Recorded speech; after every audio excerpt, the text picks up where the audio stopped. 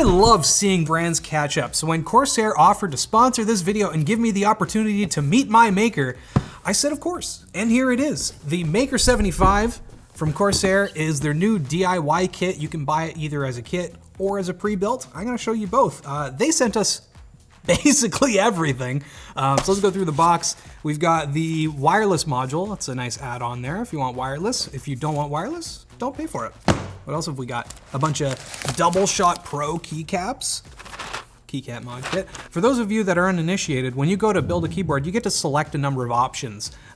Sometimes it's the type of plate that's in your keyboard. Sometimes it's the color. Sometimes it's the keycaps that come with it or the switches. And so that's kind of what they've added here in this box. And we've got, oh my God, so many switches. What is this?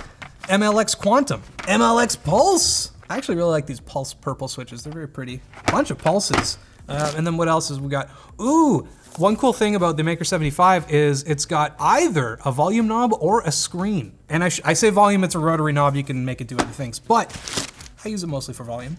What else have we got? MLX Fusion switches. These are a lot. Plasma. I like the names, you know, Plasma, Fusion. It's futuristic, it's cool.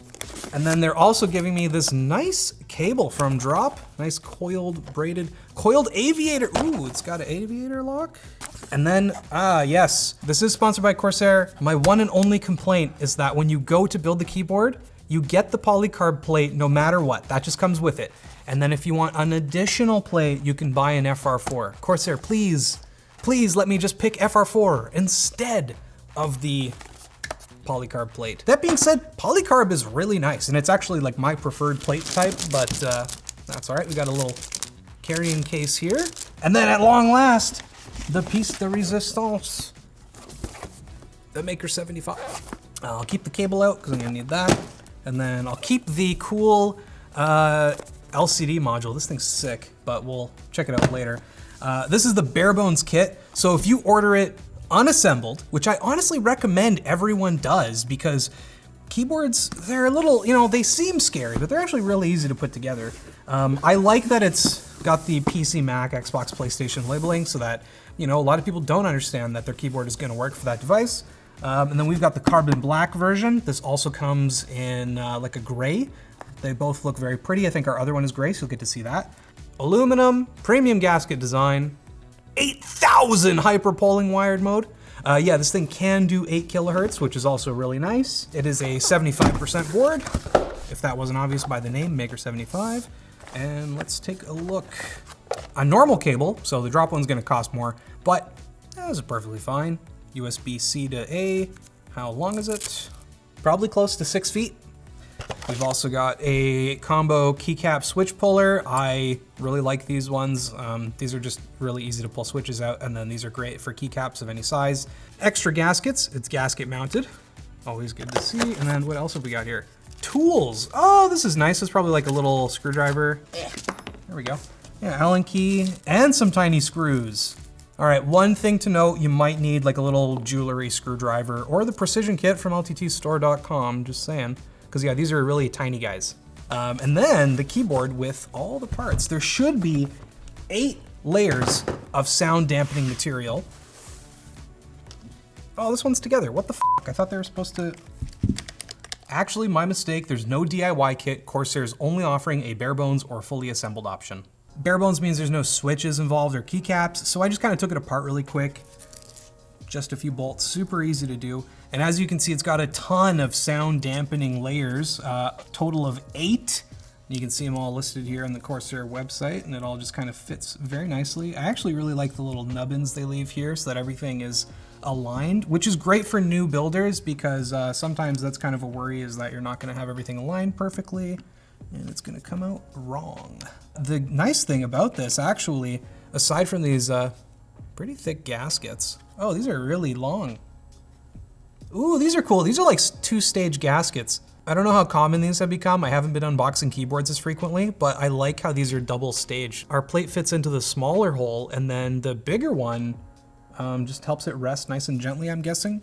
But then the other big thing that I'm actually super happy to see are these giant like pads for the space bar.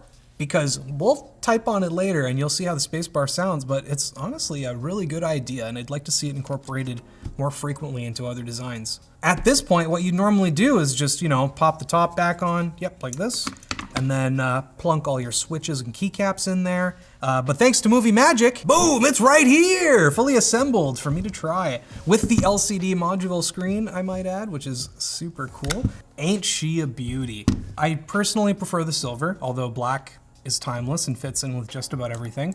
You've got this physical on-off switch up here. Actually very tactile and very easy to use. I hate the tiny little rockers that are like, you've got to slide them over. I like that this has got a protruding switch. That's what I'm gonna call it anyway.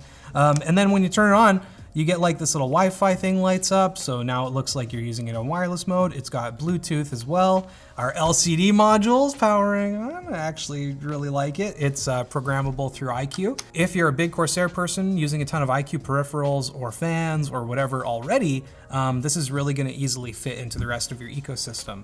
And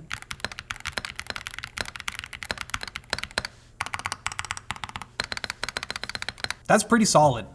Even with the foam, the spacebar is a little tinny and a little high pitched. It could be a little deeper, but it sounds a lot better than it would without it. Also the stabilizer's pretty solid. I don't hear like any rattle at all. Yeah, even on the spacebar. So overall construction opinion is that it's like really well built. And then on the back here, we've got USB-C for our cable. And then we've got these feet. When I first tried this thing, I thought these were like adjustable feet. They're not, they're just magnetic.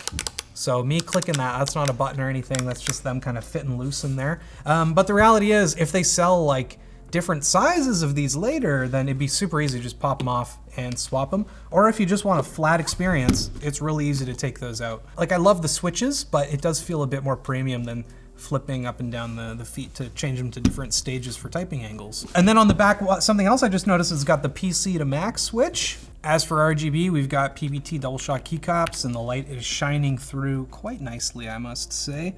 I like the Corsair name at the top. I'm not usually big on branding being all over the keyboard, but I think that's fine. My only problem is that the Corsair logo on the bottom here, it is not perfectly centered.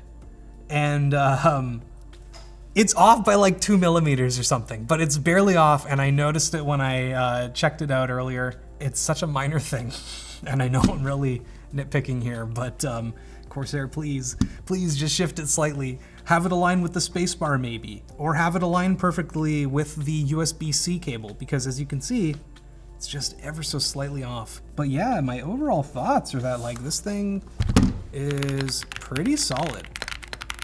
So let's try a typing test. By the way, this thing's got an 8 kilohertz polling rate with Corsair's Axon technology, and I gotta say, that's about as fast as it's gonna get for keyboards. That is wired mode specifically. If you're wireless, it's gonna be more like 1,000 hertz polling rate, which is still totally fine. And I am going to preemptively blame what I'm anticipating to be a bad time today because my thumb hurts real bad. Here we go.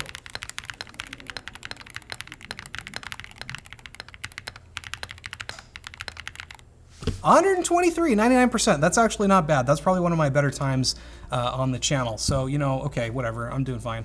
But it sounded pretty good, and I actually really like the switches. So I'm gonna find out what's in this one specifically because those felt great. They're nice and light. Feels like linears.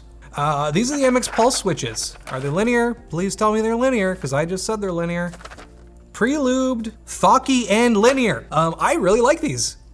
They came pre-lubed.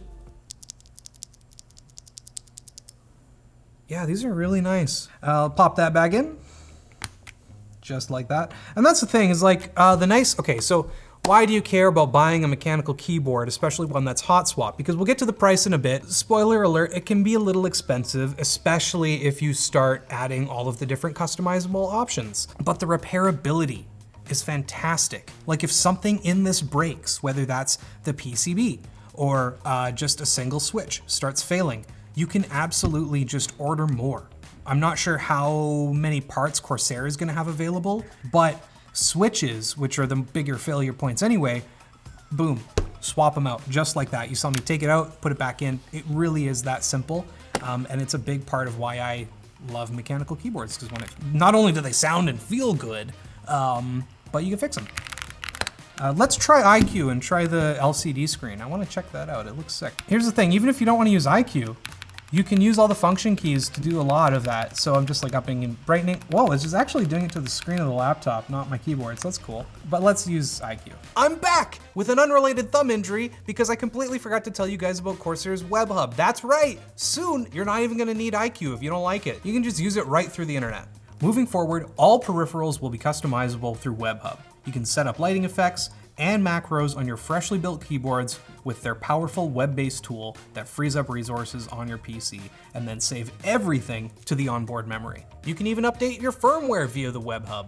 The only thing you can't do is sync your RGB, and some LCD screen options aren't gonna work. That's all gonna have to still go through iCUE. Let's walk through the little build process on Corsair's website, and then I can show you what the price is. Before I move on, I do wanna mention that it's got Corsair's flash tap, so if you're really gonna get competitive and you're not playing Counter-Strike and you're just playing Valorant or something, it does support it. You just have to tweak it to however you prefer. They got a nice little video here to show you. I love the animations on the website. It shows you through all the internals. They've got a listening test for each type of switch that they're offering with it, which is actually a really nice touch. But yeah, so let's talk about the price and we'll go through the build process. So the base price is $180, and then you choose silver or carbon. Let's go silver. Choose your switch, 84 switches for 35 bucks. I don't know if they give you the exact amount pre-populated or if they give you like stacks of 10, so maybe you'll end up with a few extras, but either way, that's pretty reasonable. And you can choose none. But I love how it populates the image on the website, so you know exactly what you're getting. They've got a few options for keycaps, with starting with like ABS double shot,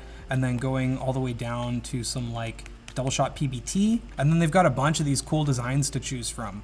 I was looking at these earlier. I think Dreamscape is kind of my vibe. So we're gonna go next. We're already up to $270. It's getting expensive, but a lot of you can buy the bare bones kit.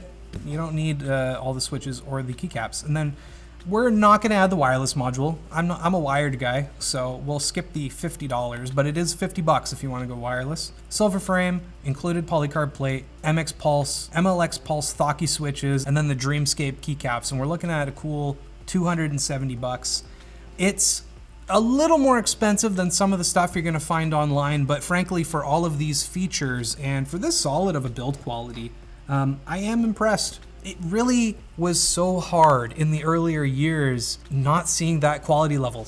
Getting like a Corsair or some other brand hitting the stabilizers and not, you know, having that satisfying thock, getting a bunch of rattle, not having Hotswap as an option, not having full metal frames and just having, you know, plastic. This finally feels like the premium product that I would have been paying for all these years. And I hope this video helps you guys choose your next keyboard. My name's Ploof. Thanks again to Corsair for sponsoring this video. This is the Corsair MAKR 75. Overall, I'm relatively impressed by it. It could be a little less expensive, but I think you're finally kind of getting what you're paying for here. If you want to look at another short circuit I did, check out the last time I unboxed a Corsair keyboard. It was the Corsair K70 Pro TKL. Pretty solid little board. That one also had flash tap. Beep-doop, beep-doop.